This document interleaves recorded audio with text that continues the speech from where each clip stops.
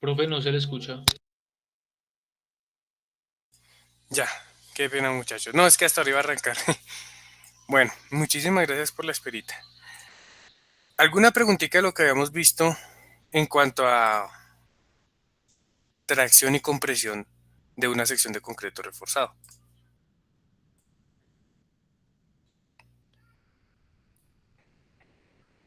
¿No?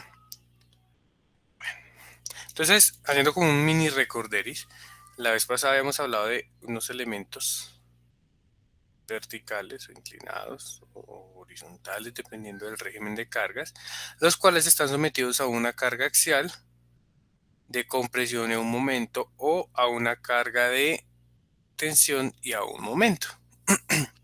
¿Qué sucede? Pues cuando tenemos un pórtico, un elemento con momentos en sus extremos, lo que esperamos es que el elemento se flecte, presente una figura deformada. Por ejemplo, en este caso sería algo así. Ajá. Listo. Y esta sería la condición deformada de mi pórtico para la carga a compresión a la izquierda, para la carga a tracción a la derecha. ¿Qué pasa? Cuando tenemos cargas de compresión, ¿sí? Si yo les pido que me calculen el momento aquí en el centro del elemento después de estar deformado, ese momento va a ser equivalente a el momento actuante, ¿sí? Pero adicional hay que multiplicarlo, hay que sumarle la carga de compresión por esta deflexión. ¿M? Entonces, ¿qué sucede? Las cargas de compresión por lo general lo que van a hacer es aumentar los momentos internos de los elementos, es lo que nosotros llamamos un efecto de segundo orden. Cuando tenemos el caso de la tracción, el momento en este punto sería el momento actuante menos la carga de tracción por la deflexión, ¿sí? Entonces, debido a esto, las cargas de tracción pues no son tan dañinas para una columna de concreto en flexión y axial, cuando estamos con cargas de tracción.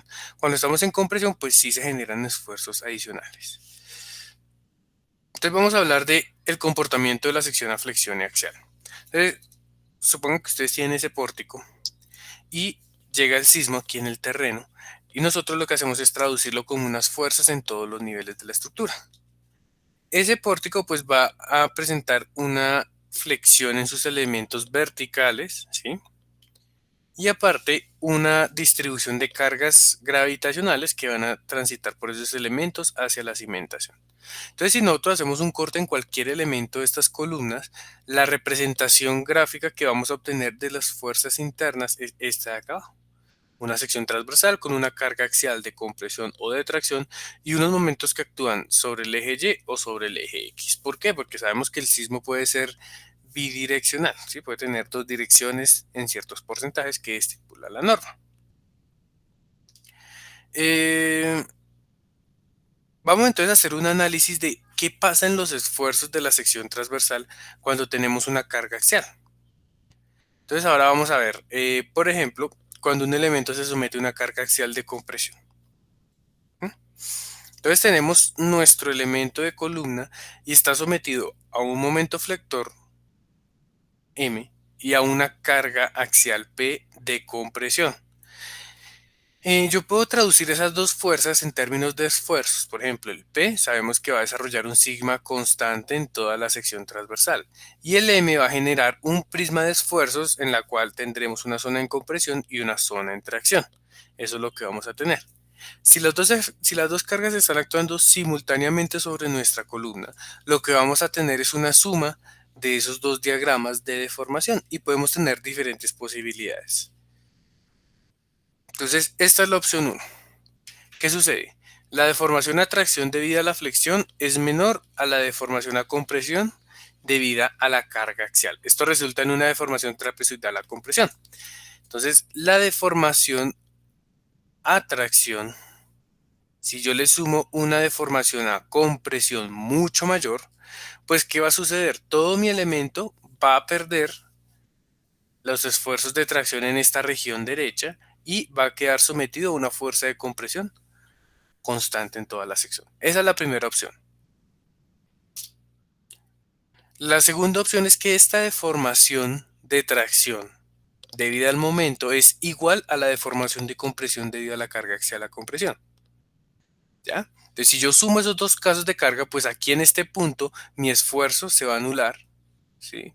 Y va a quedar un esfuerzo a compresión variable en mi sección transversal.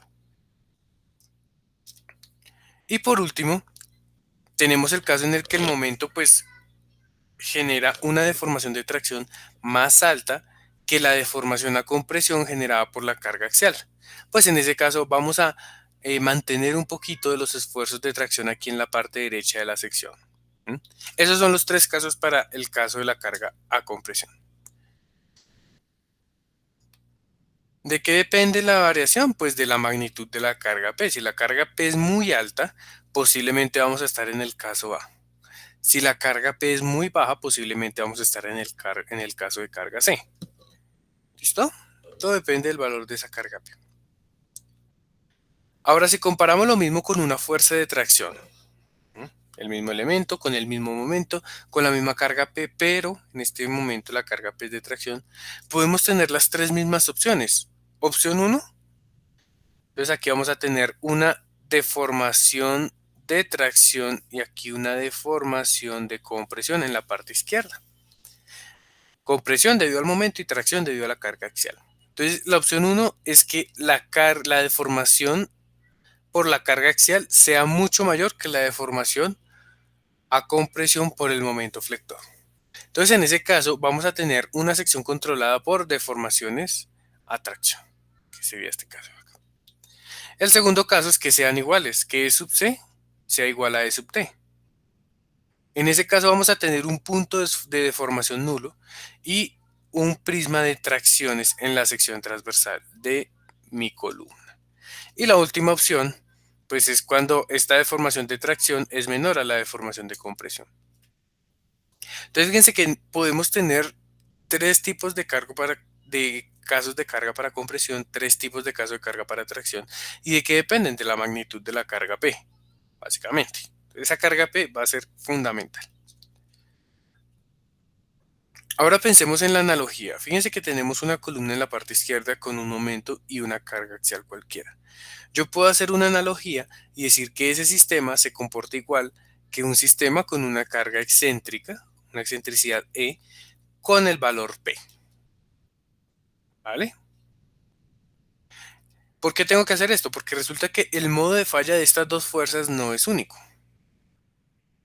¿sí? Entonces nos toca mirar muy claramente cuál es la excentricidad de esa fuerza para determinar el tipo de falla que va a tener ese elemento. Digamos que en una estructura nosotros tenemos combinaciones de carga. Entonces pueden haber combinaciones en las que la carga P sea muy baja o en la carga P sea muy alta. Pueden haber combinaciones con excentricidades pequeñas o con excentricidades grandes. ¿Sí? Entonces, como no sabemos exactamente qué condición de carga va a tener el elemento, lo que hacemos es, me adelanté, presentar algo que se llama un diagrama de interacción, donde vamos a intentar obtener la mayor cantidad de puntos PM, axial momento, que genera una curva de seguridad, ¿sí? En dos ejes, una carga P y una carga M. Entonces vamos a tener unas curvitas que llamamos curvas de interacción, donde cualquier punto actuante en mi elemento que esté por dentro de ese punto, pues va a estar en el rango de la seguridad. ¿Listo? Entonces vamos a aprender a construir paso a paso esa curvita. Es esta curvita de acá. ¿Listo? Entonces, esas curvas de interacción permiten conocer la capacidad del elemento cuando se presentan simultáneamente fuerzas axiales y deflexión. Este tipo de curvas va a tener unos puntos característicos que siempre podremos determinar. El primer punto lo encontramos aquí en la parte de arriba y es la resistencia máxima a compresión. ¿Vale? Ese ya aprendimos a calcularlo en la clase pasada. Vimos que dependía de dos cosas, del acero transversal y del área efectiva de concreto de la sección transversal y su esfuerzo admisible. Y por otro lado también vimos que podemos encontrar cuál es la resistencia de la sección sometida a tracción pura. por acá. ¿Sí? Este diagrama es un poquito especial porque en el eje vertical tenemos la fuerza axial. Hacia arriba tenemos las fuerzas axiales de compresión y hacia abajo tenemos las fuerzas axiales de tracción. Entonces, ¿qué voy a hacer? Voy a coger mi columna, voy a aplicarle una carga y voy a irla desplazando, cambiándole la excentricidad respecto a su eje. Para cada punto de aparición de esa carga, yo voy a ir completando mi curva de interacción, ¿sí? Desplazando pues la carga P más y más lejos. Entonces aquí tenemos la compresión pura y la tracción pura.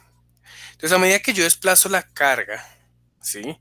Voy a obtener variaciones en los diagramas de esfuerzo y deformación del elemento, como habíamos visto antes, que teníamos tres casos. ¿En qué se manifiesta esa variación? Básicamente el eje neutro de la sección se puede desplazar hacia la izquierda o hacia la derecha.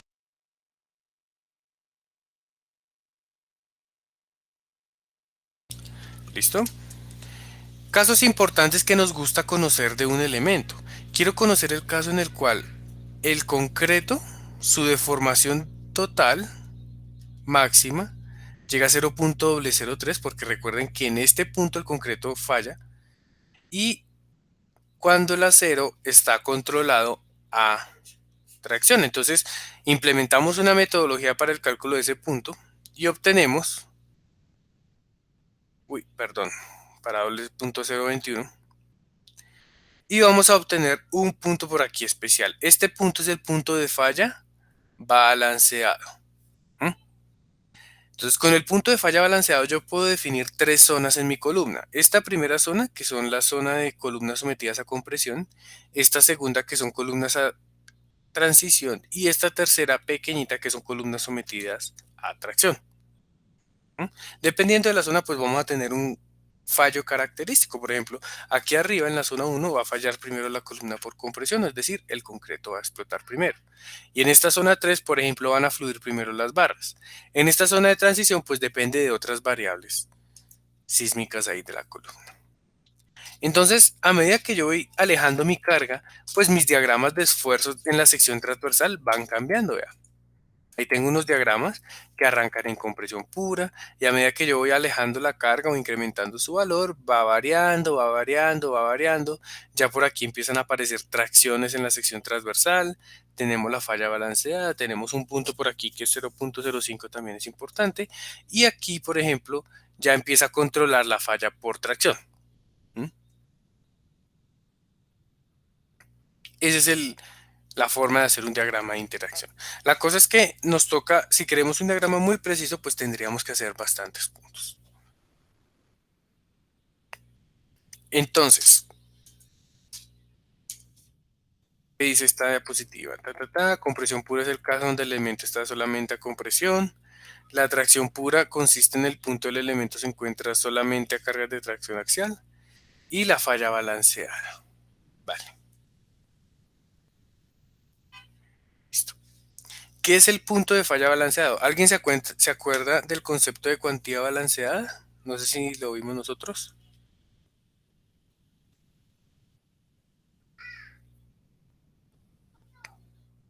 Es la cantidad necesaria para que la viga falle, o bueno, el elemento falle no falle ni, no tenga una falla ni frágil ni dúctil, sino digamos que en la mitad de esos dos rangos.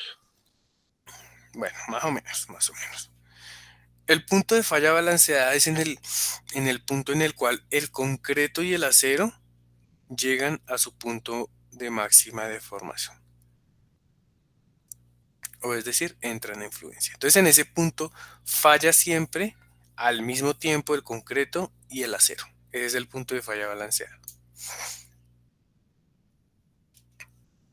Bueno, entonces, pues nosotros trazamos nuestra curvita y vamos a obtener de nuestro modelo de SAP o de nuestro programa de análisis, vamos a tener unas combinaciones y unas cargas por cada columna. Entonces viene mi columna y viene un axial y un momento. Otro axial y otro momento de para allá. Todos esos valores, pues yo los voy a dibujar aquí en mi gráfica de interacción y obviamente tienen que estar por dentro de la línea azul. Si tengo un punto por aquí afuera de esas combinaciones, ese puntico ya no me sirve para la interacción. Quiere decir que tengo que rediseñar mi sección. Ahora, me olvidó lo que les iba a decir. Diseñar mi sección.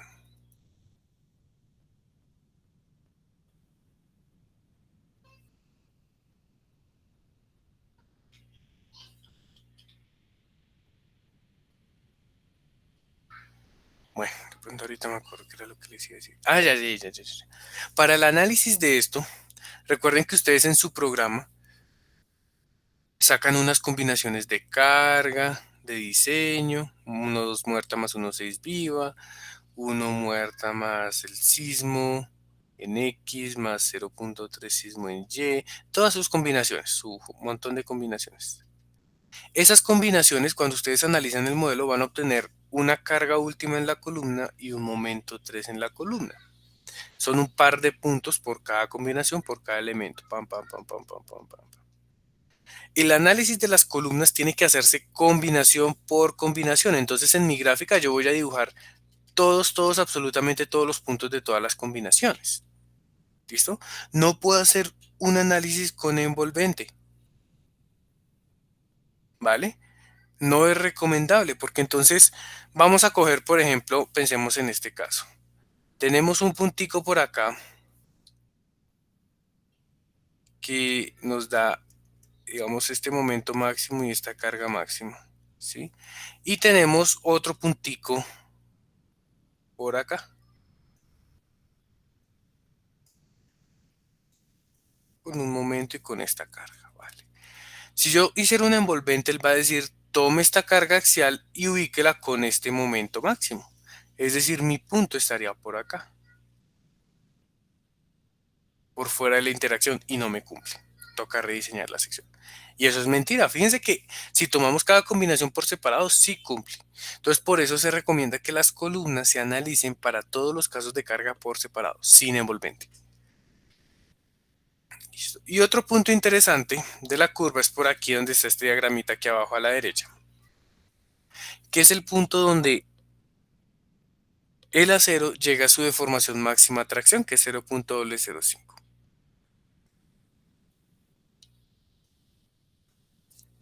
Listo. ¿Qué otras variables podemos obtener de ese diagrama? Por ejemplo, podemos obtener la excentricidad de dos fuerzas. Si yo tengo una fuerza cuyo valor está ubicada, esperen que eso no me deja ver por acá en el diagrama, yo puedo trazar una línea recta, ¿m? Y decir que la excentricidad de esa carga está determinada por esta pendiente. Ujú. Y entonces puedo obtener un factor de seguridad de lo que actúa sobre lo que resiste para esa misma excentricidad. Pueden ser datos que podemos estar mirando. ¿Listo? Ya programar esto sí es un poquito más complejo. Entonces, pues no vamos a llegar hasta allá.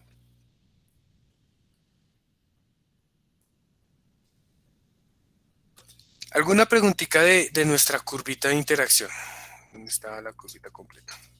Acá, ¿alguna pregunta de esta curvita?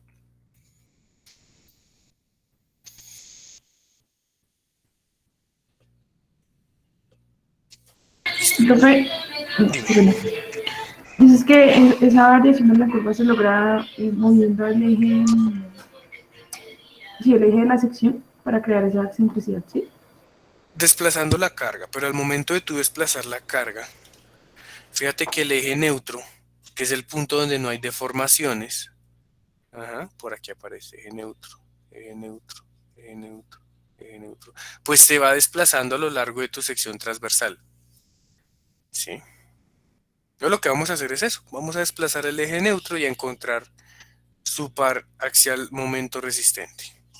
Eso es lo que vamos a hacer. Vale, gracias. Listo.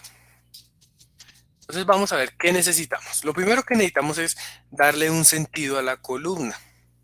Entonces, esta es mi columna y yo voy a tener un eje X y un eje Y. Esta columna va a tener dos curvas de interacción.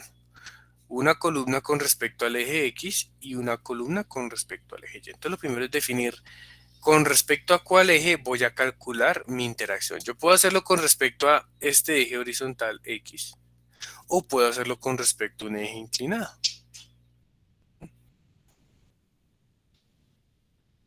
¿Sí?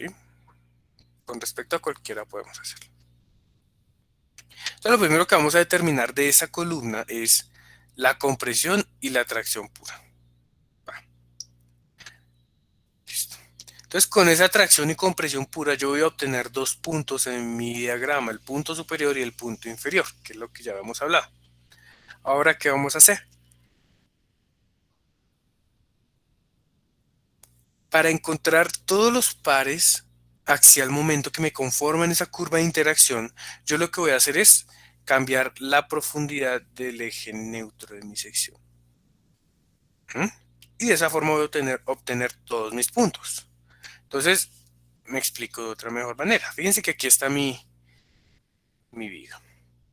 Yo tengo un centroide geométrico y ahora voy a calcular la resistencia a flexión y a momento y a carga axial cuando el eje neutro se encuentra aquí, en la cara inferior de la columna. Ese va a ser mi primer caso. Entonces el eje neutro pasa por la base del elemento. Entonces la distancia entre la fibra más comprimida, sería esta de arriba, y el eje neutro será la altura total del elemento.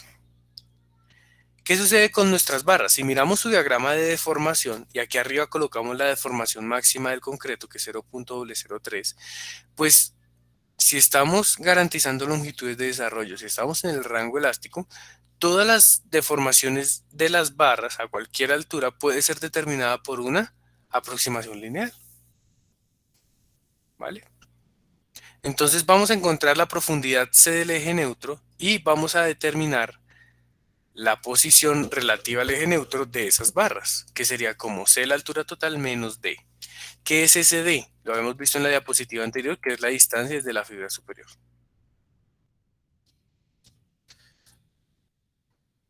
Entonces, con esa condición de deformaciones, ¿qué voy a hacer? Voy a calcular los esfuerzos actuantes. Sabemos que en el concreto actúa un esfuerzo resultante de 0.85 F'C en una altura equivalente a una dimensión A, que este A es beta 1 por C, eso ya lo habíamos dicho. Entonces aquí está en rojito mi esfuerzo del concreto que está por encima de ese eje neutro.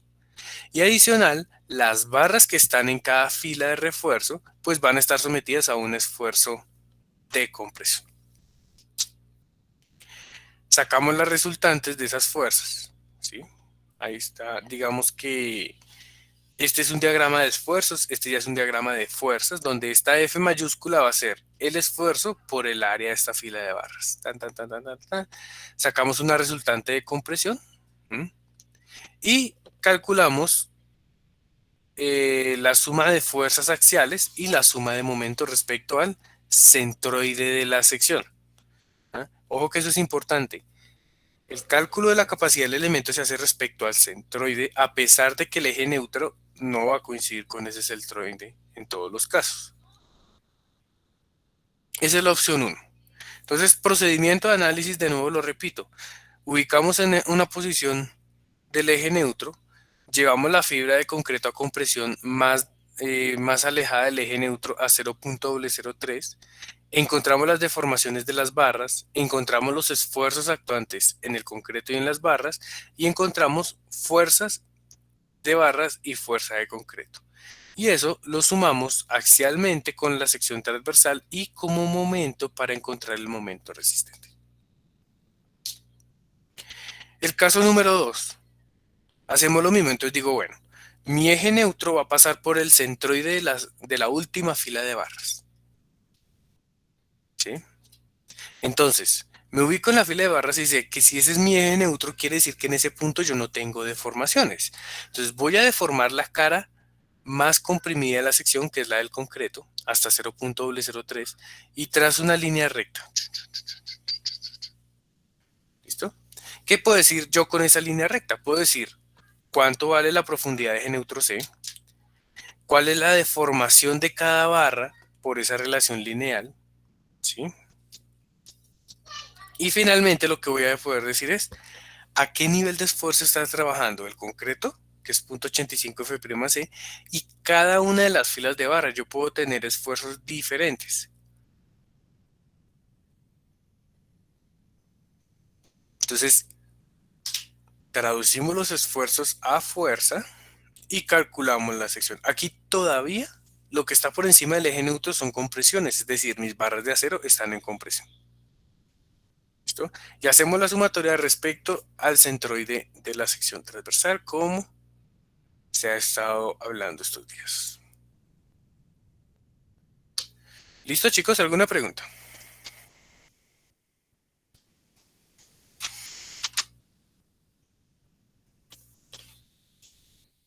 Los escucho.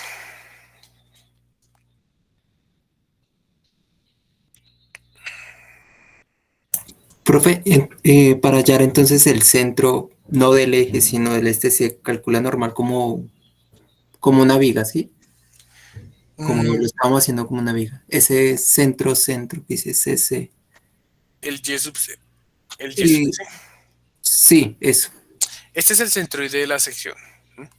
Pero esta fuerza C sub C se tiene que aplicar en el centroide de este rectángulo de compresiones. Es decir, a una distancia a medios, como ven aquí a la derecha. ¿Sí? Sí. En el centroide del rectángulo. La sumatoria de momentos sí se debe realizar respecto a este Y centroidal. Vale. Siguiente opción. El eje neutro está por encima del centroide de mi sección transversal. Entonces, ¿qué hago? Ubico mi eje neutro, es decir, ubico el punto en el cual la deformación es 0.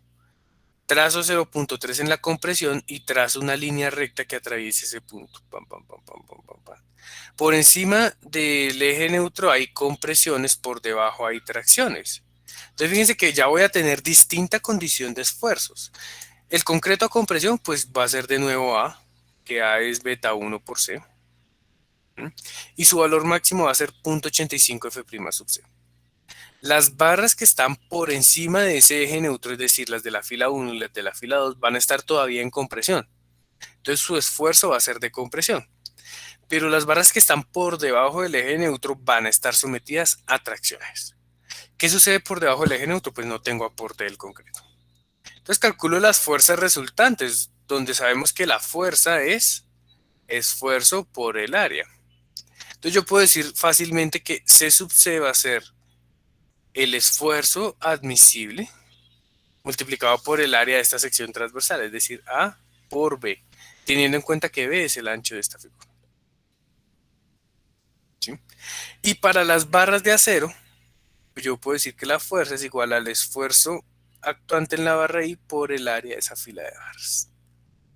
Y ahí voy a determinar de una vez cuáles están a tracción, cuáles están a compresión. ¿Listo?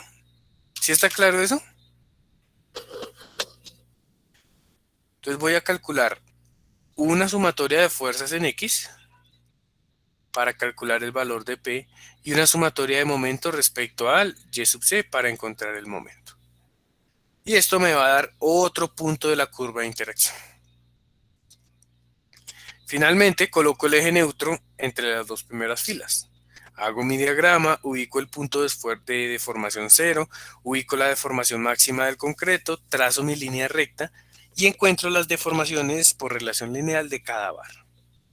Traduzco a esfuerzos, voy a tener un pequeño esfuerzo de compresión en la parte superior, cuya altura es el valor de A. Voy a obtener la primera fila en compresión de esa columna y las otras tres que están por debajo del eje neutro en tracción. Obtengo resultantes y calculo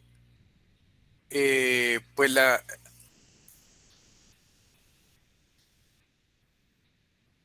con la sumatoria de cargas axiales el valor de P y con la sumatoria de momentos nominales respecto al centroidal el momento. ¿Listo? ¿Cómo determino yo la deformación de cada uno de estos puntos? Pues yo conozco esta de acá, que es la del concreto. Y conozco este C porque es una suposición del eje neutro. Entonces, por una relación de triángulos, yo puedo decir, bueno, la profundidad C equivale a la deformación del concreto, como cualquier deformación en una barra I depende de esta distancia a su eje neutro, C menos DI.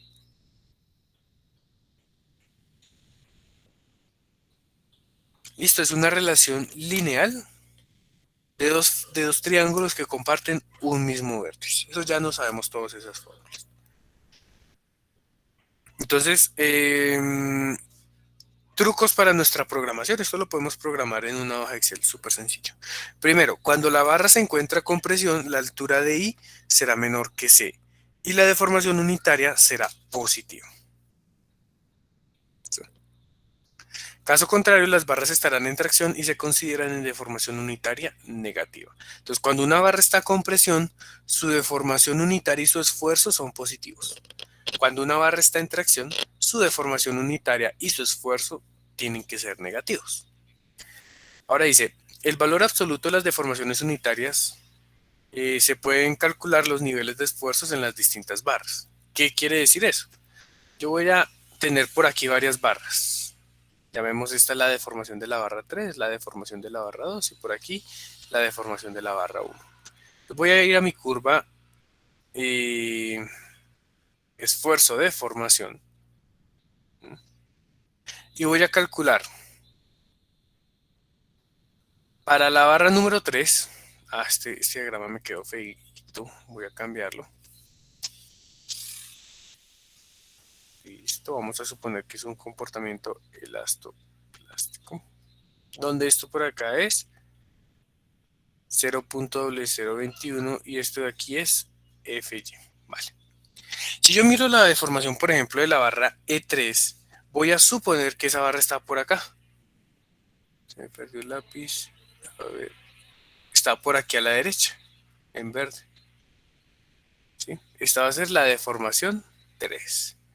Asimismo, voy a obtener una deformación de la barra número 2, está por acá. Y una deformación de la barra número 1. Chan, chan. Entonces, ¿cuál es el esfuerzo correspondiente para la barra número 3? Para la deformación de la barra de la fila 3. Entonces, subo, encuentro mi intersección con la gráfica y obtengo el FY. Fíjense que para después de la deformación de fluencia, todos los esfuerzos valen FY. Antes de la deformación de fluencia, todos los esfuerzos los puedo calcular por medio de una relación lineal. ¿Listo? ¿Está claro eso hasta ahí?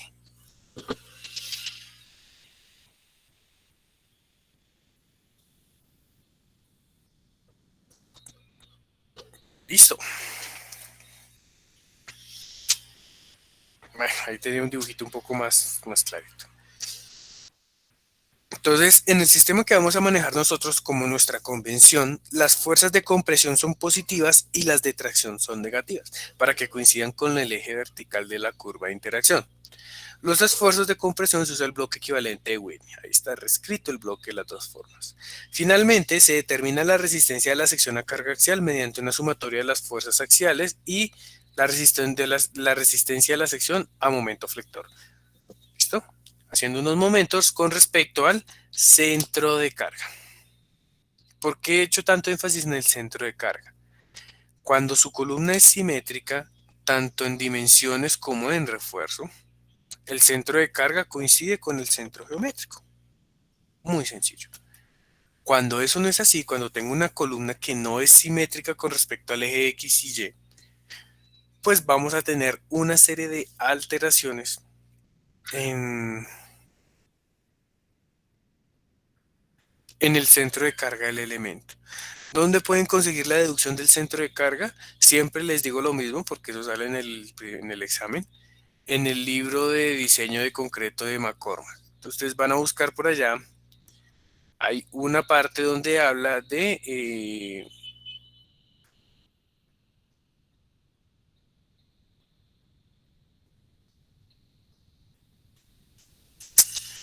de cómo determinar ese centro de carga cuando la columna no es simétrica.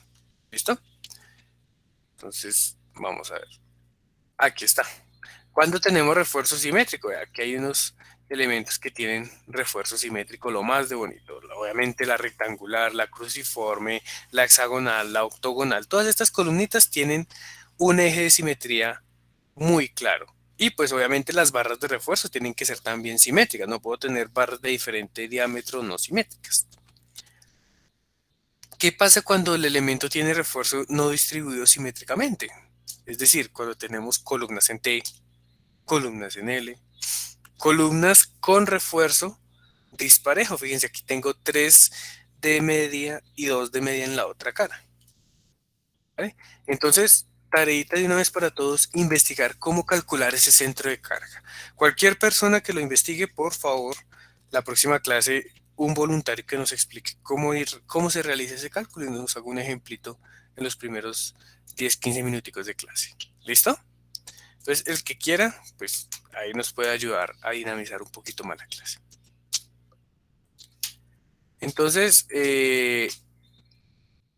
hablemos de lo siguiente. Cojamos un esquema, supongamos un eje neutro, dibujemos la deformación del concreto, calculemos los esfuerzos admisibles, los esfuerzos de las barras, cuáles están a compresión, cuáles están a tracción, encontremos las fuerzas actuantes, ¿sí?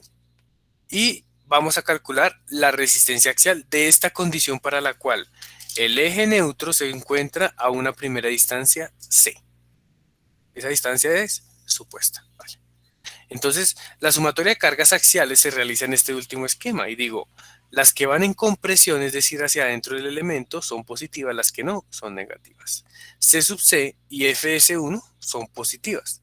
C sub C es la compresión en el concreto y Fs1 es la fuerza de compresión en la primera línea de barras de refuerzo. F2, SI, FS2, FSI y FSN hacen referencia a las cargas de al comportamiento con esfuerzos de tracción de ese elemento. Listo. Entonces, si hacemos la sumatoria, pues encontramos que C sub C es 0.85, F' C beta 1 por C por B, más la sumatoria de el esfuerzo de la barra por el área de la fila de barras. La resistencia a flexión, pues la voy a calcular como una sumatoria de momentos en este esquema de la derecha de las fuerzas con respecto al centroide geométrico, al centro de carga de la sección transversal. Entonces simplemente es multiplicar la fuerza, por ejemplo en este caso la de compresión, por la distancia que sería y barra menos a medios.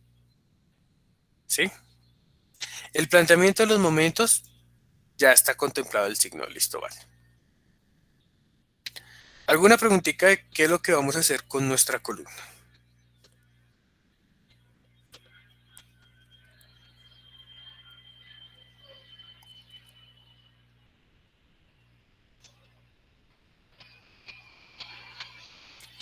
Vale, excelente.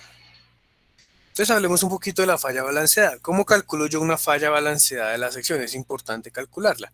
Entonces, ¿qué voy a hacer? Cojo mi sección transversal y voy a encontrar cuál es la profundidad del eje neutro que me genera que la última barra de tracción está en su deformación de fluencia y el concreto también.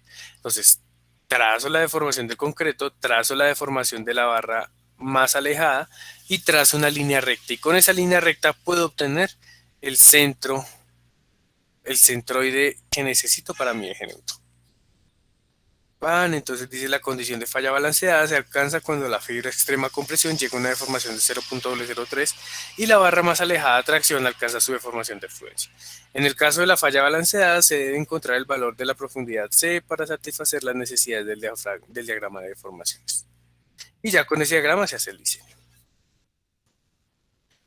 Esto que estamos haciendo acá estamos en términos de resistencia nominal, es decir, sin factores de reducción. Los factores de reducción no los hemos metido hasta este momento.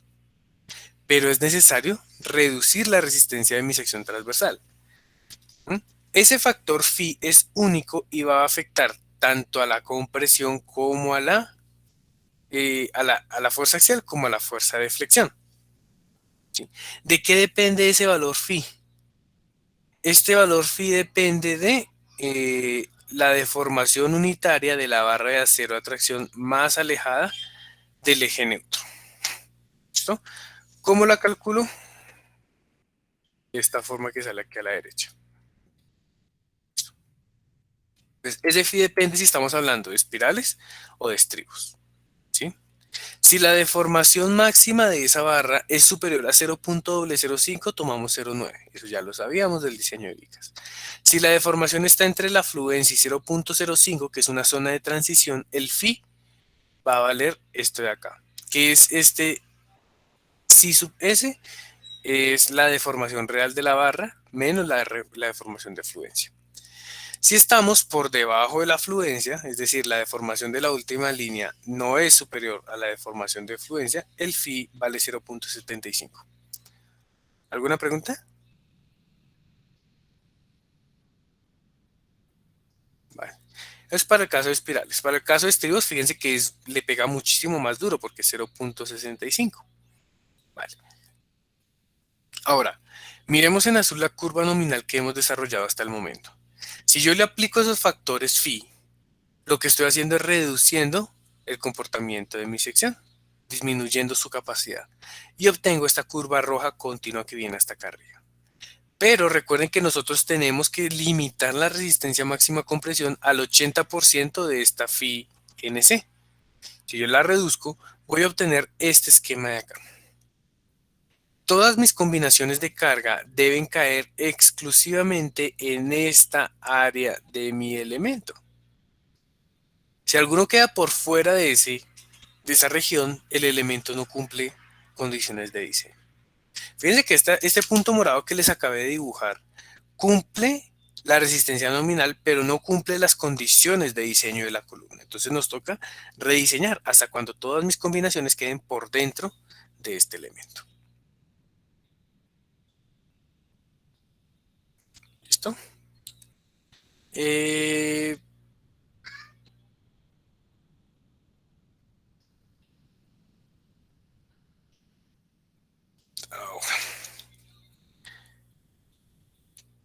Pum, pum, pum, pum, pum. Aquí ya va el ejemplo. Consejitos. El punto más alto de la combinación, si yo trazo una línea horizontal, debe estar por aquí en un nivel NC phi de compresión por X. Vale. Para el comportamiento sísmico, bueno, a ver si tengo esa fotico por acá. Yo la presenté. Profe, perdón, ¿puedes repetir qué es la línea morada? Vale, la línea morada es un límite especial que vamos a colocar para comportamiento sísmico. Bueno, espérate que yo creo que eso lo había enviado el semestre pasado. Voy a revisar por acá. No todavía esa gráfica.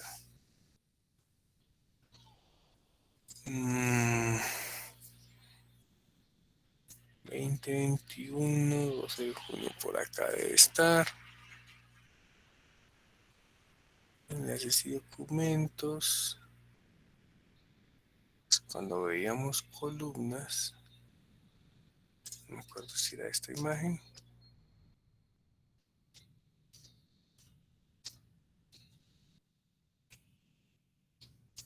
No, esto era de armados tampoco.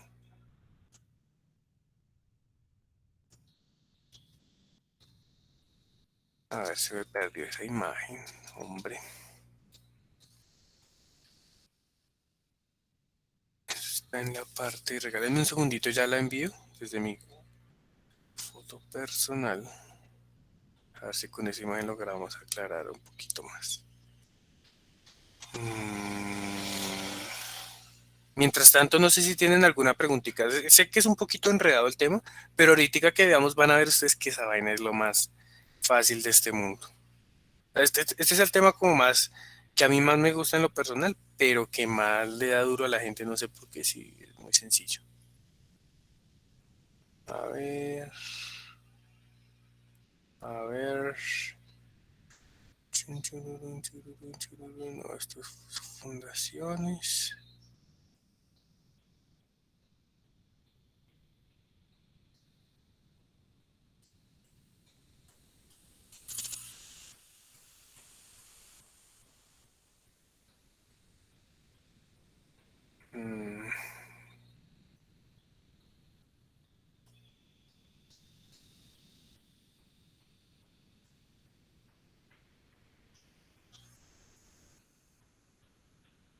No lo encontré. Bueno, voy a buscarlo por aquí en un... Y no tengo el disco duro.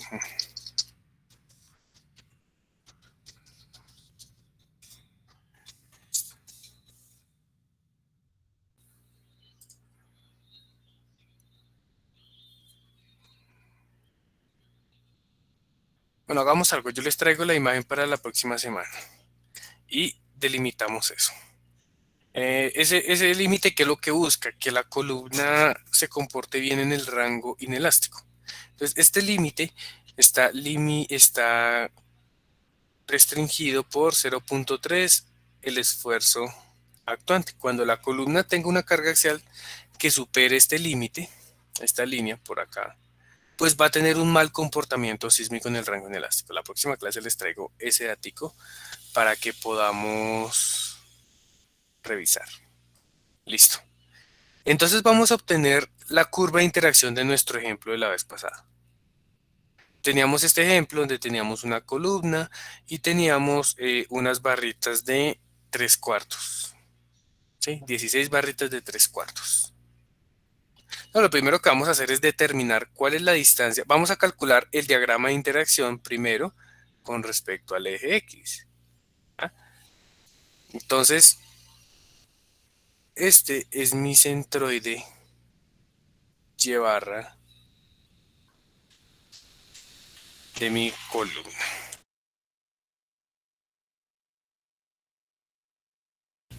Listo. Entonces vamos a analizar este elemento. Lo primero que vamos a determinar es esta distancia. Vamos a definir las filas. Esta horizontal, todas deben coincidir con la misma línea, va a ser mi fila número 1. Esta de aquí va a ser mi fila número 2. Esta de aquí va a ser mi fila número 3. Esta va a ser mi fila de refuerzo número 4. Esta va a ser mi fila número 5 y esta va a ser mi fila número 6. Fíjense que las filas son paralelas al eje con respecto al cual yo voy a calcular mi diagramita de interacción. Entonces vamos a determinar, por ejemplo, esta distancia de 1.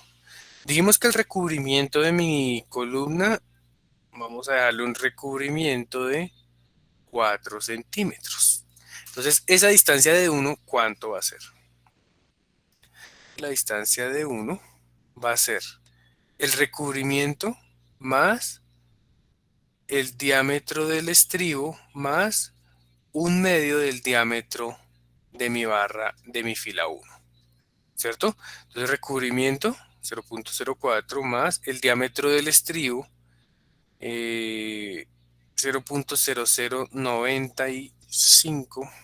Aquí necesitamos valores exactos porque pues eso va a cambiar, va a cambiar un poquito. Esos valores exactos deben estar en la norma. Bueno.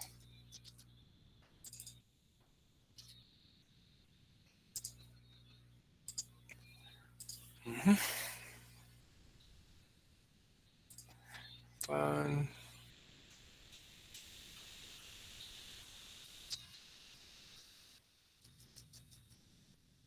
En el título C.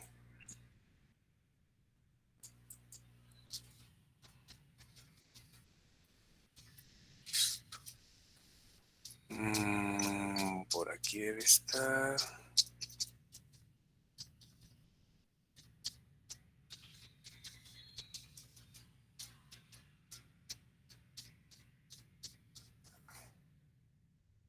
Calculémonos esta tablita. N.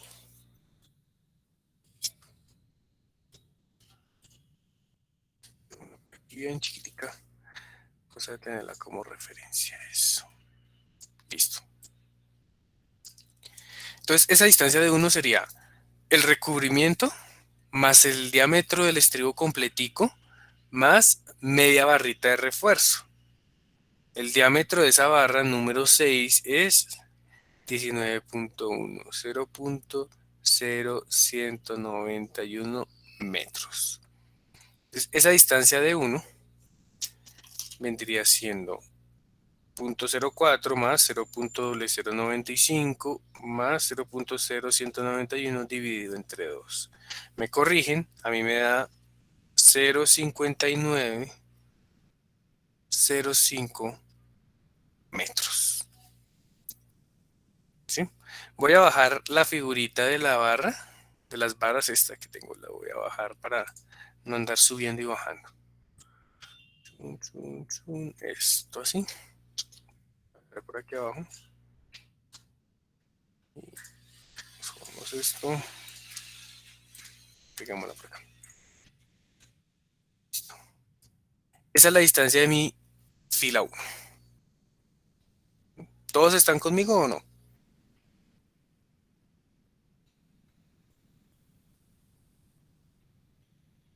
Sí, señor. Excelente. Ahora voy a calcular mi distancia a la fila de por acá abajo. 6.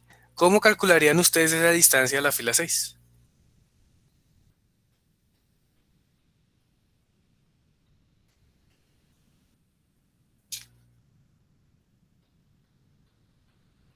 Tomaría la altura total de la viga y le restaría de 1. Sería esa misma distancia de 1. Exactamente.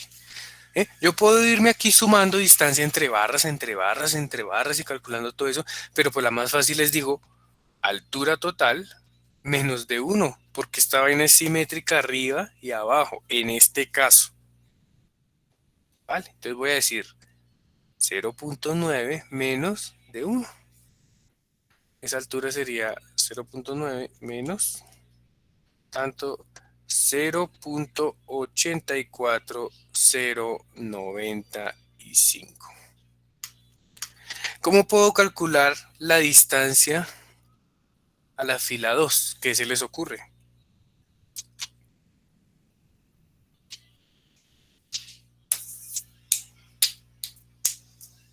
Pues yo tomaría la altura total, le restaría 2 veces de 1 y dividiría esa distancia en el número de espacios, o sea, en ese caso 1, 2, 3, en 5. Ujú. Exacto, esa es la solución. Entonces vean. Cojo la altura total y le resto de 1 de la barra superior y de 1 de la barra inferior. Entonces estoy obteniendo la distancia entre la fila 1 y la fila 6. Llamémosla de prima, de asterisco. Ahora, ¿cuántos? Esa distancia es centro a centro, centro de la primera fila, centro de la última fila. Yo supongo que mi refuerzo está igualmente distribuido en toda la sección, es decir, que todos mis espacios entre barras es el mismo, centro a centro.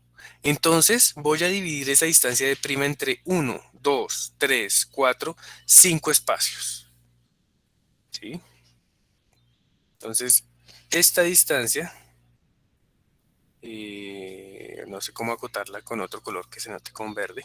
Esta distancia entre... Uy, aquí me toca, a veces se traba y me toca cambiar de pantalla, listo. Esta distancia entre barras, pues va a ser de prima sobre 5, para este caso. Si tengo más filas, pues sobre 6, 7, 8, dependiendo del número de espacios que tenga mi elemento.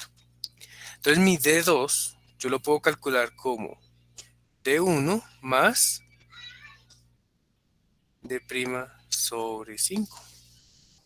Entonces sería pues el D1 que ya calculé arriba más D', que sería D6 menos D1 prácticamente. de 6 menos 0.05905 menos de 1, eso me da 29 sobre 5. Lo divido entre 5, le voy a sumar 0.05905. Y eso me da 0.21543 metros. De 3, pues de 3 sería de 2 más d' sobre 5. O también podría ser de 1 más 2 veces d' sobre 5. ¿Sí? Y así calculo de 3, así calculo de 4, así calculo de 5.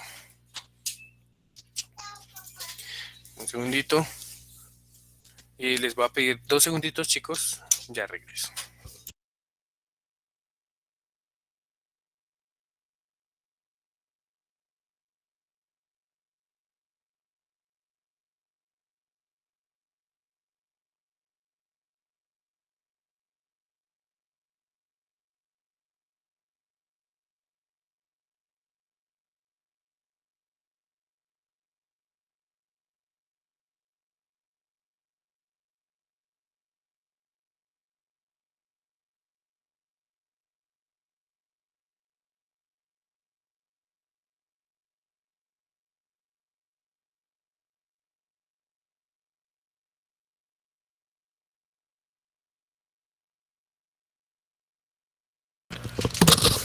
Listo, chicos, qué pena con ustedes. Vamos a hacer esto en una hojita de Excel como para que nos vaya rindiendo los cálculos. Pam, param, param, param. Y voy a organizarlo de la siguiente manera. Aquí voy a decirle la fila. Fila 1, fila 2, fila 3, fila 4. Uy, esto no tiene activados los numeritos. 1, 2, 3, 4, 5 y 6. Tengo mis 6 filas. Y voy a tener aquí la distancia a la fibra superior.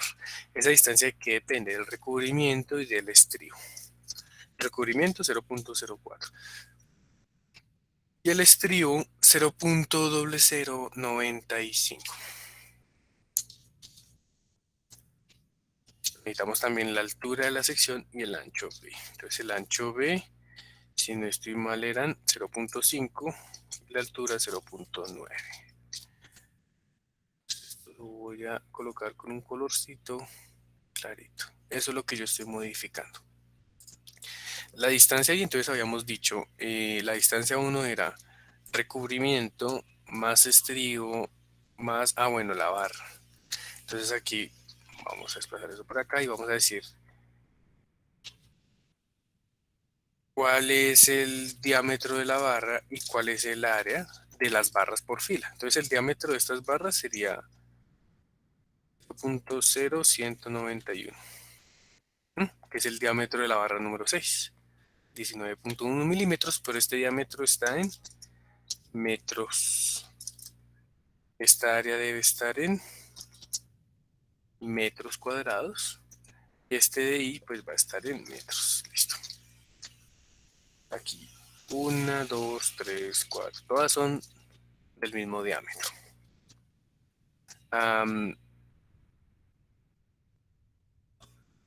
¿Cuál es el área de cada barrita en metros cuadrados? Pues sabemos que el área de cada barrita sería este de acá. 284, entonces serían 284 dividido entre, esto serían metros. Ese es el área de cada fila de barritas. Uy, uy, uy. Chan, chan, chan y chan, listo. Y por aquí voy a meter otra columnita que diga cuántas barritas hay por cada fila.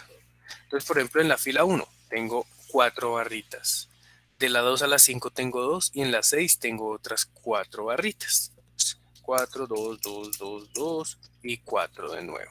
Entonces el área por fila va a ser pues la cantidad de barras por el área de las barras. Tan, chan, chan.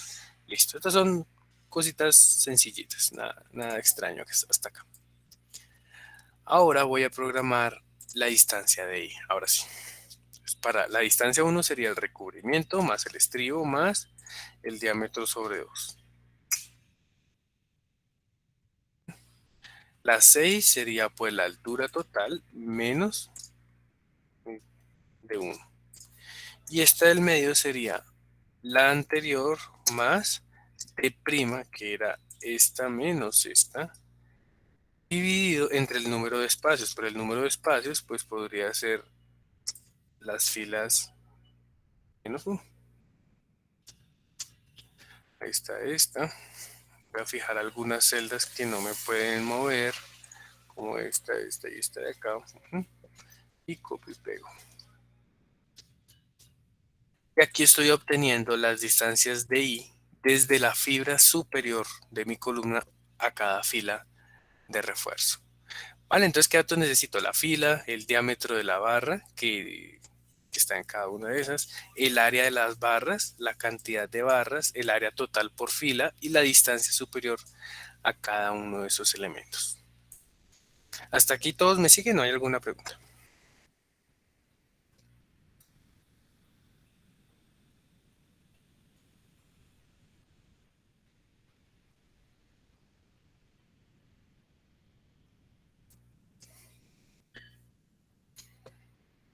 ¿Sí me están oyendo? Sí se está oyendo. A ver. Sí, profe. Sí, profe. Vale. Entonces, bueno, ya determinamos la distancia superior a cada barrita. Es importante decir que como esta sección es simétrica, pues el centroide está a la mitad de la altura, ¿no? Ya sabemos a dónde está el centroide. Voy a dibujar aquí una vista por este lado de la columna. ¿Cómo se va a ver eso? Se va a ver algo así. Chan, chan, chan. Esta es la altura total de 0.9. Y por aquí voy a tener mis barras de refuerzo. La fila 1, lo estoy dibujando de lado. La fila 2, la fila 3, la fila 4, la fila 5 y la fila 6. Esas son mis 6 filas. Hagamos aquí el 1, el 2, el 3, el 4, el 5 y el 6. Vale. Entonces lo primero que tengo que hacer es ¿dónde está C? ¿Dónde está la profundidad del eje neutro? Ustedes me dirán, ¿dónde quieren colocar la profundidad de ese eje neutro?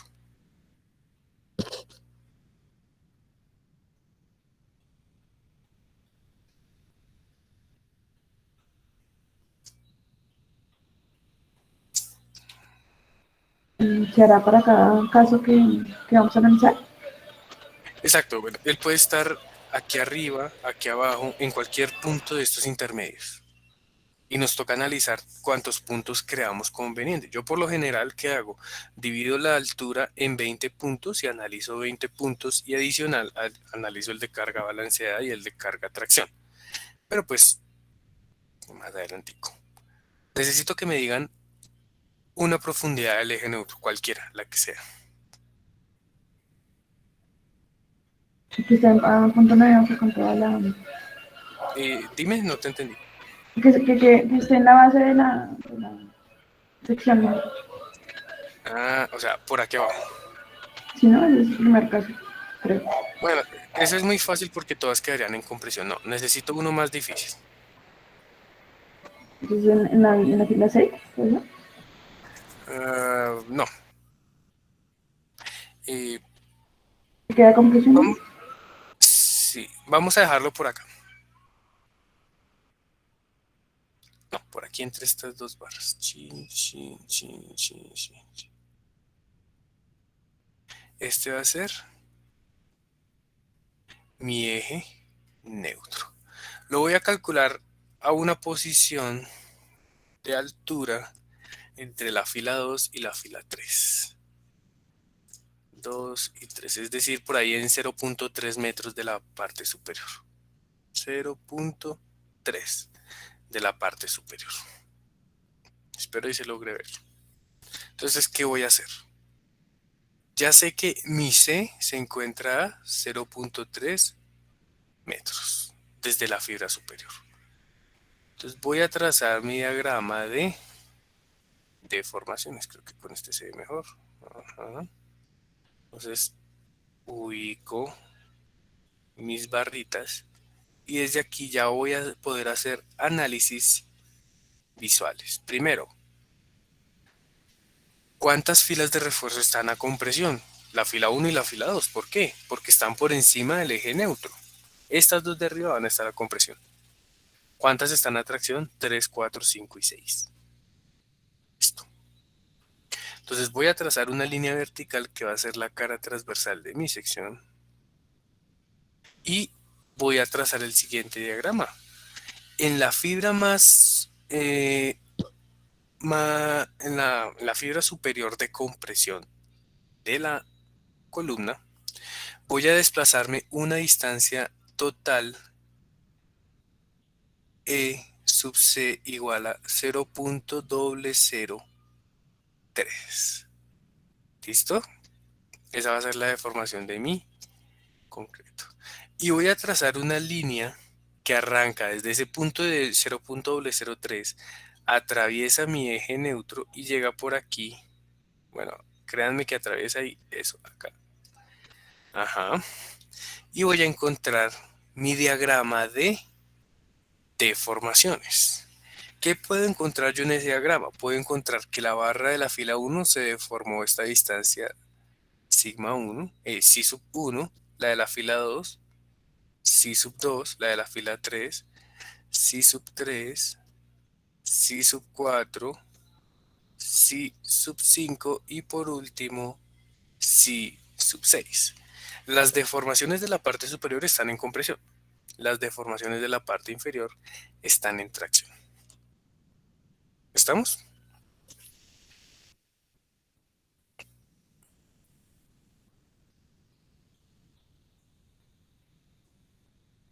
Sabemos que esta distancia es C, que es 0.3 metros. Entonces por aquí en mi hojita de cálculo voy a definir para esta primera interacción un punto C igual a 0.3. El valor también es modificable. Voy a rellenar aquí todos los modificables. Listo. Ahí está, ese es mi valor C. Y voy a determinar esa deformación. Entonces fíjense que eso yo lo puedo hacer por medio de una proporción de triángulos. Por ejemplo, voy a decir que la altura C corresponde a una deformación del concreto, como cualquier altura de I asterisco, corresponde a esa deformación de esa barra I. Entonces voy a hacer una relación de triángulos. Voy a decir que C corresponde a la deformación del concreto, como S de I' corresponde a la deformación de la barra I. Este I', ¿cuánto vale? Yo lo puedo calcular como la profundidad C menos el DI desde la fibra superior. ¿Cierto? Entonces esta va a ser mi ecuación. Conozco todo excepto de el sigma, el C sub I. Entonces ese C sub I sería C menos DI multiplicado por la deformación del concreto sobre la profundidad del eje neutro. Una fórmula fácil de programar, porque ya tengo C, ya tengo la deformación del concreto, ya tengo DI. Entonces voy a meterla en mi hoja de Excel para cada fila del refuerzo. Entonces voy a decir lo siguiente.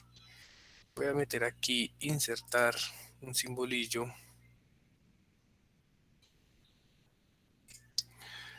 A ver si me sirve esto, este aquí.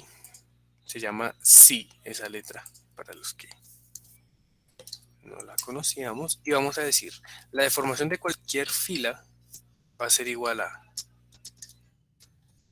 la profundidad C menos la distancia de I de cada barra, multiplicado por la deformación del concreto.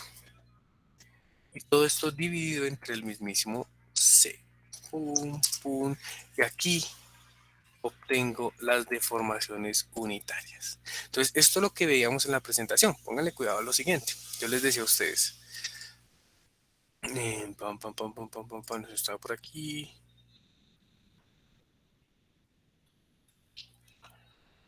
Ay, ¿dónde estaba eso?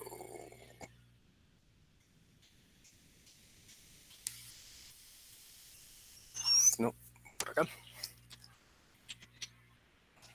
No, por acá. Aquí, aquí, y aquí. Acá. Cuando las barras se encuentran a compresión, la deformación unitaria será positiva con esta formulación. Cuando las barras están a tracción, la deformación unitaria será negativa. ¿Listo? Eso es lo que tenemos acá. Entonces, fíjense, las que están en compresión, dijimos que eran las dos de arriba, están en deformación positiva. Las que están en tracción, deformación negativa. Tengo distintos rangos de deformación para esas barras. ¿Están todos conmigo o no?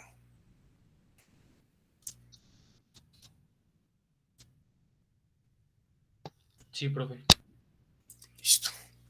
Entonces, ¿qué necesito hacer? Luego de tener eso, voy a trazar mi diagrama esfuerzo de formación del acero. Esfuerzo de formación. Mi diagrama viene por acá. Algo así.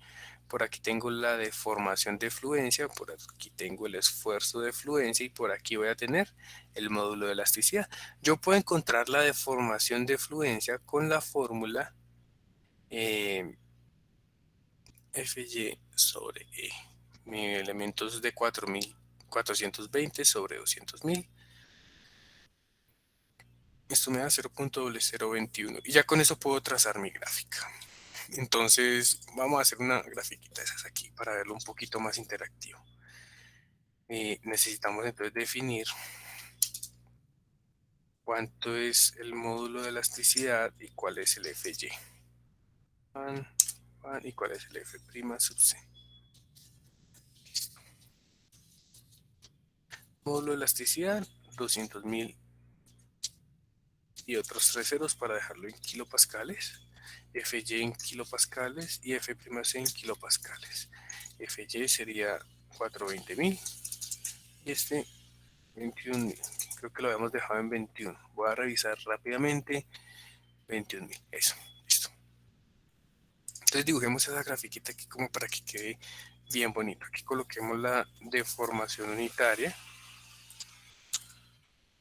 Y aquí coloquemos el esfuerzo de fluencia. Por aquí coloquemos el esfuerzo de fluencia y por aquí una deformación de 0,07. Vamos a necesitar también esta deformación.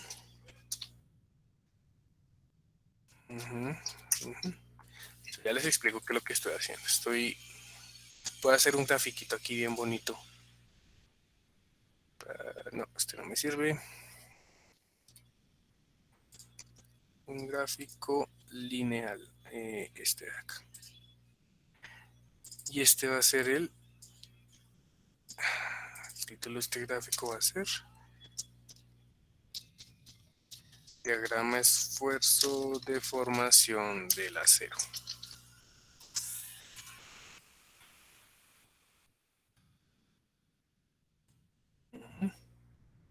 Vale.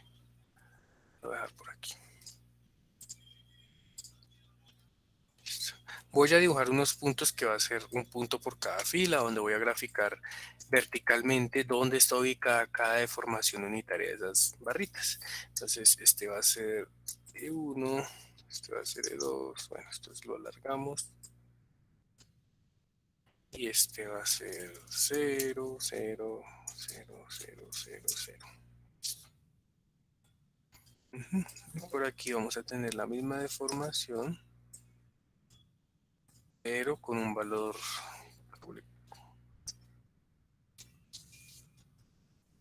El esfuerzo sería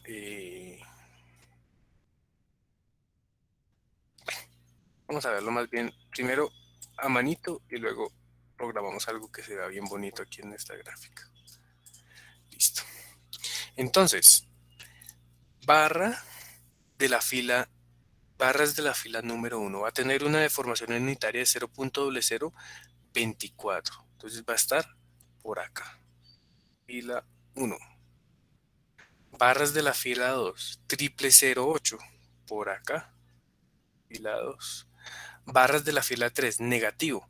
Resulta que el diagrama de esfuerzo de formación del acero es positivo y negativo es un espejo.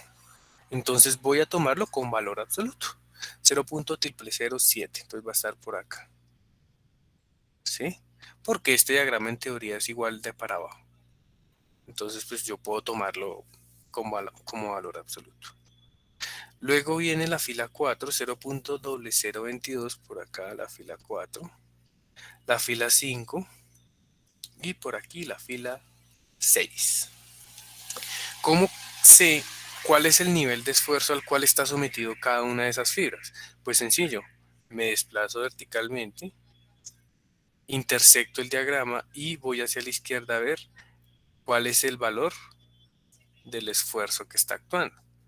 Ya estamos viendo que la fila 4, 1, 5 y 6 tienen un esfuerzo de fluencia constante que es 420. ¿Sí? ¿Por qué? Porque están más allá de la deformación de fluencia, ¿cierto? Y las filas de la barra, las barras de la fila 2 y 3 pues están a un esfuerzo inferior, entonces tendré que calcular su esfuerzo de acuerdo a una ecuación que me relacione el módulo de elasticidad con eso. ¿Cuál es esa ecuación? Si no estoy mal, es que el esfuerzo de la barra va a ser igual a E por la deformación de esa barra. Eso es lo que es esa ecuación de esa línea recta. Entonces vamos a decir esto de acá. Si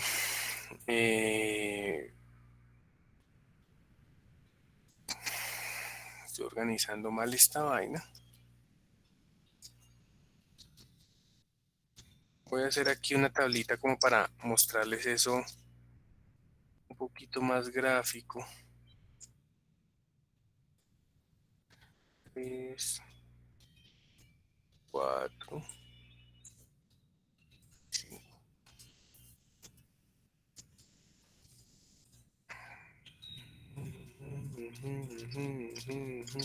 Listo, entonces el esfuerzo va a ser igual a, si esta deformación, el absoluto de esta deformación unitaria es mayor a la de fluencia,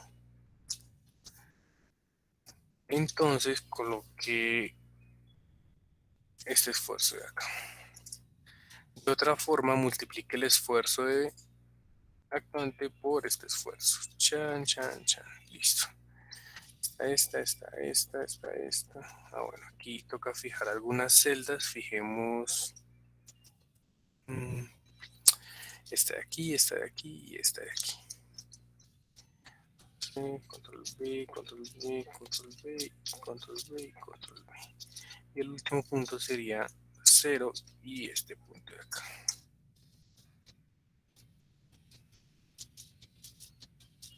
Listo. Borremos todo esto que dibujé para que no nos afecte tu diagramita y vamos a verlo un poquito más gráfico.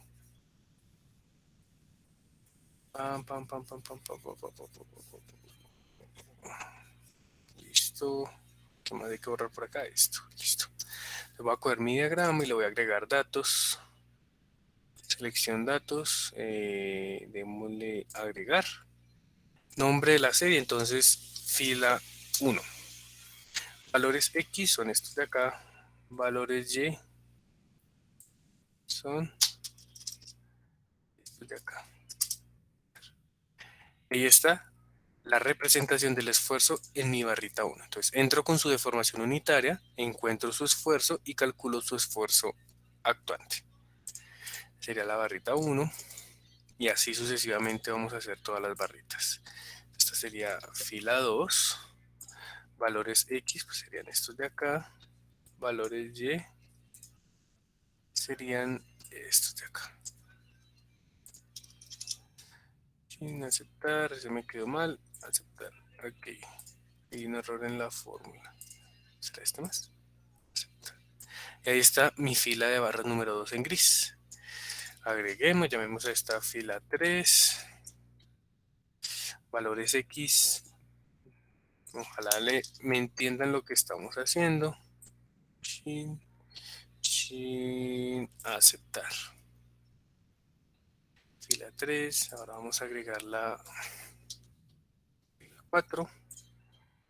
1, 2, 3, 4 es esta X y esta. Y agregar fila 5. Valores X de la serie serían estos. Valores Y. Estos. Agregar fila 6. Valores X son estos. Valores Y son estos de acá. Listo. Ah, bueno, aquí hay un problemita y es que no estoy calculando aquí el valor absoluto del esfuerzo. Coloquémosle absoluto.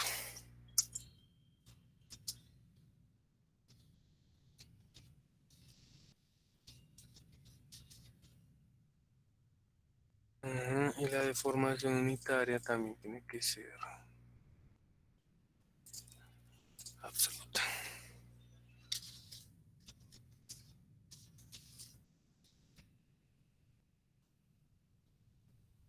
Listo. ¿Y siguen ahí, chicos, o ya se me durmieron? Profe, yo no entiendo por qué para la fila 2, exactamente en la casilla E1, E2 y E3, porque los 3 puntos son 0.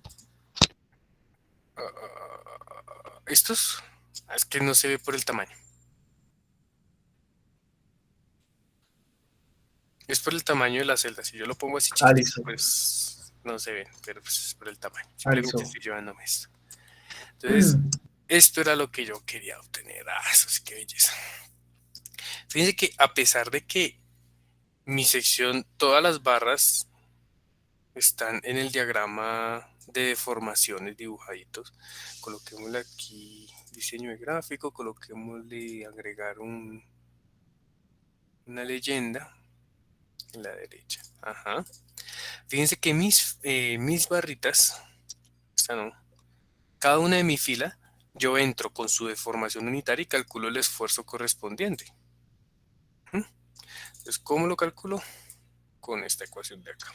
Entonces voy a calcular de una vez el esfuerzo en letra minúscula S de cada fila ahí. Pam, pam, pam. Ya sabemos que depende de si este es superior a, hagámoslo aquí como FY sobre el módulo de elasticidad, entonces va a ser FY, o si no, módulo de elasticidad multiplicado por el absoluto de la deformación unitaria. Pam, pam. Aquí están los esfuerzos actuando en mi barra. Entonces, por ejemplo, aquí debo tener algún error.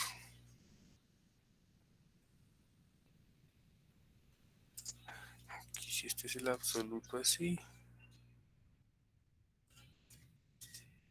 Ya estaba mal programado. Listo. Aquí yo puedo decir, bueno, ¿cuáles de mis barras están fluyendo? La fila 1, la fila 4, la fila 5 y la fila 6, porque ya superaron su límite elástico. Fíjense, aquí están 1, 4, 5 y 6. Pero la fila 2 y 3 se encuentran todavía en el rango elástico. Si yo le quito la carga a ese sistema, muy probablemente estas barras van a regresar a su dimensión inicial, pero estas no. Y ese es el esfuerzo en cada barra.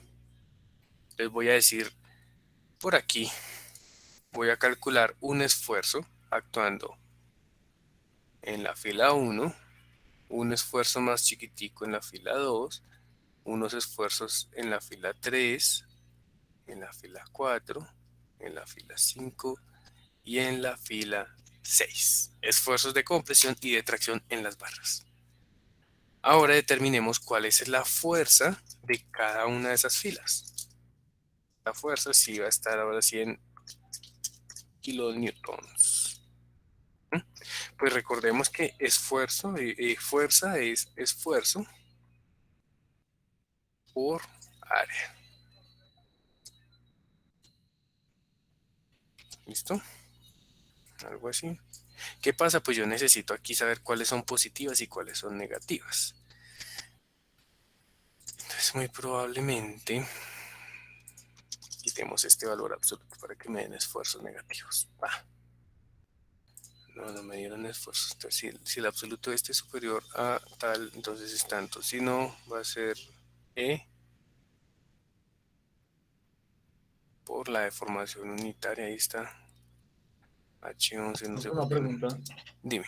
Ya sé. ¿Una barra puede entrar a fluencia por compresión o por tracción? Es que yo pensaba que era únicamente por tracción. Sí, sí puede entrar a fluencia. Dame un segundo porque esto la embarré. Voy a arreglar esta formulita. Chan. Fuerza por área, entonces voy a meterle aquí un condicional. Si la deformación es mayor a 0, es decir, si es positiva, coloque este valor. Si no, coloque menos I9 por F9. Y aquí ya me salen, vean. Positivas, compresiones, negativas, tracciones. Ahora, lo que tú decías de si puedo tener una barra a compresión en fluencia, fíjate en esta barra Sí, número esa era 1. mi pregunta. Listo, listo, profe. Aquí está en compresión y su deformación es más allá de la de fluencia. Y estas son las fuerzas. Entonces ya tengo las resultantes de fuerza. F1, F2, F3, F4. Regálenme 5 minuticos, terminamos este ejercicio. Listo. Ahora necesito la compresión. Mi compresión va a estar por encima del eje neutro en un bloque equivalente cuya altura tiene una dimensión A. Y ese A es beta 1 por C. Beta 1 ya sabemos cómo calcularlo y sabemos que para un concreto de 21 es 0.85. Vale. Entonces voy a determinar por aquí el A como 0.85 por este 0.3. Ojo porque este 0.85 pues varía si el concreto supera los 28, los 24 megapascales, no me acuerdo. Entonces toca que lo programe. Programar beta 1 por aquí. Que va a ser igual a este por este de acá. Este se los dejo en amarillo para que sepan que toca pegarle una programadita. Entonces, esta es la profundidad del bloque de compresiones. ¿Listo? Entonces estoy poniéndome en esta situación de acá. Tengo una columna, una sección transversal, donde tengo un bloque de compresiones de concreto a una profundidad A. El esfuerzo máximo va a ser 0.85 F'C. Esta es la máxima compresión a la que yo puedo someter el concreto por seguridad. Entonces, este esfuerzo yo lo puedo concentrar como una fuerza resultante C sub C igual a el esfuerzo máximo multiplicado por la altura multiplicado por la base. ¿Listo? De la base es este. Vale, entonces vamos a programar ese C sub C por aquí. C sub C también va a estar en Profe, kilonewton. una pregunta. Dime. Para la fuerza que está en la columna J, ¿usted utilizó el área total o solo el área de cada barra? La fuerza está acá, el área de cada barra, mira. Esfuerzo por su área. Ok, o sea, Esfuerzo teniendo en por cuenta su la área. cantidad de barras. Exactamente, sí. Exactamente. Gracias, profe. Listo. Esta es mi compresión del concreto. Voy a combinar esto. Voy a dejarlo centradito para que se vea bien bonito. Ahí está mi carga de compresión. Entonces yo ya puedo determinar cuál es la carga P total de mi punto. La carga P pues va a ser la suma de el acero y el concreto. Fíjense que la de compresión es positiva, ¿no? Esta va a ser mi carga axial para este punto. Listo. Y ahora voy a determinar el momento. Este es el primer punto de mi curva de interacción, punto P. Ahora voy a determinar mi momento. ¿Ah? ¿Cómo determino ese momento? Entonces dice, bueno, usted ya tiene por aquí una carga de compresión C sub C.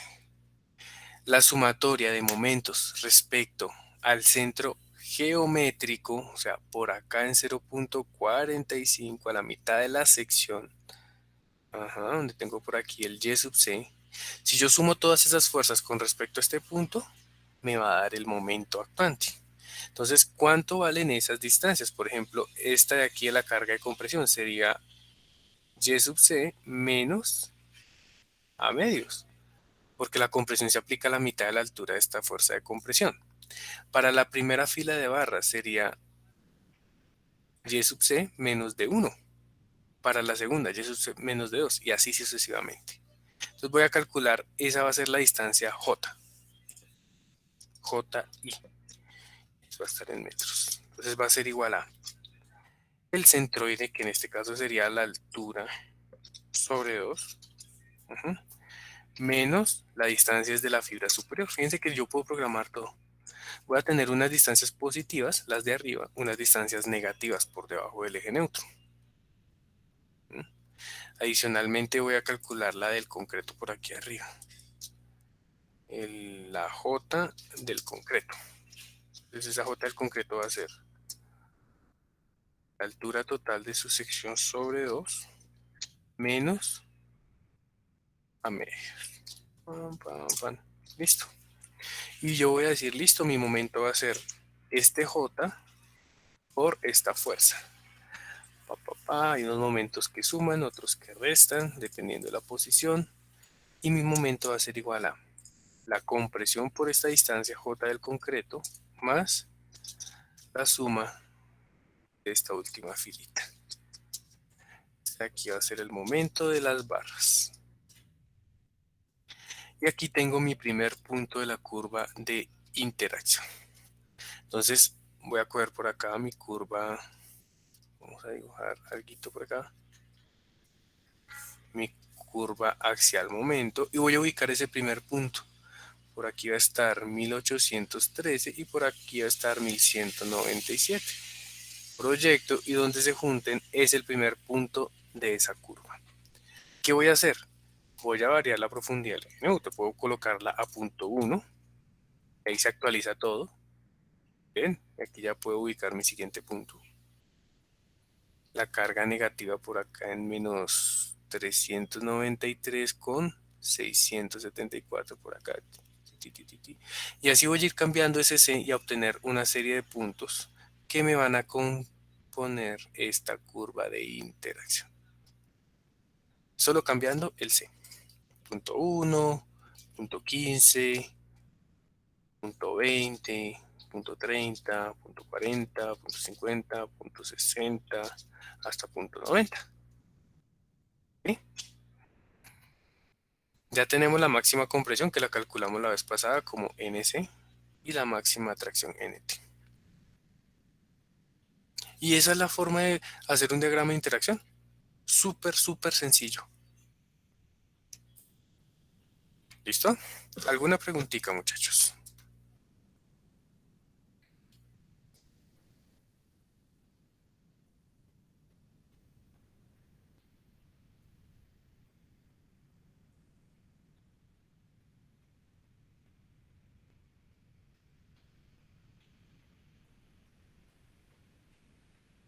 Bueno.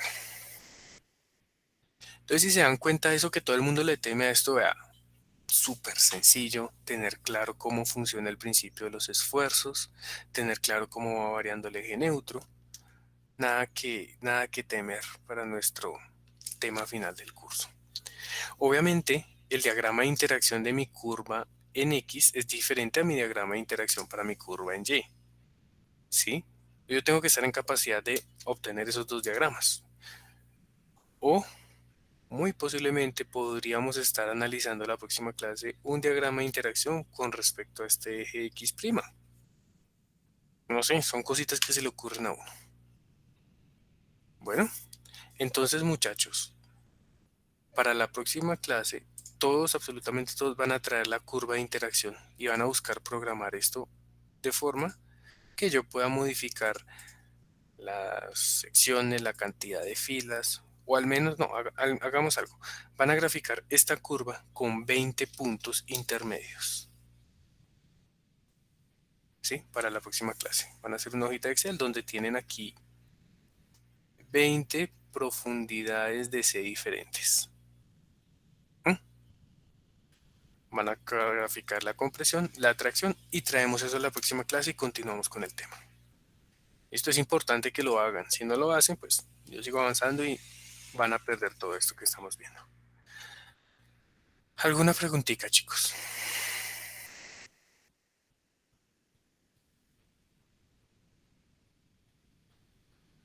¿O alguna duda? Profe, ya al final, ya cuando se tiene el momento nominal, se multiplica es por el phi para reducirlo, ¿verdad? Sí, pero eso lo vemos la próxima semanita. Necesito que me guarden eso para la próxima semanita, que ese tema es bien Ah, interesante. listo, profe. Bueno, voy a detener la grabación.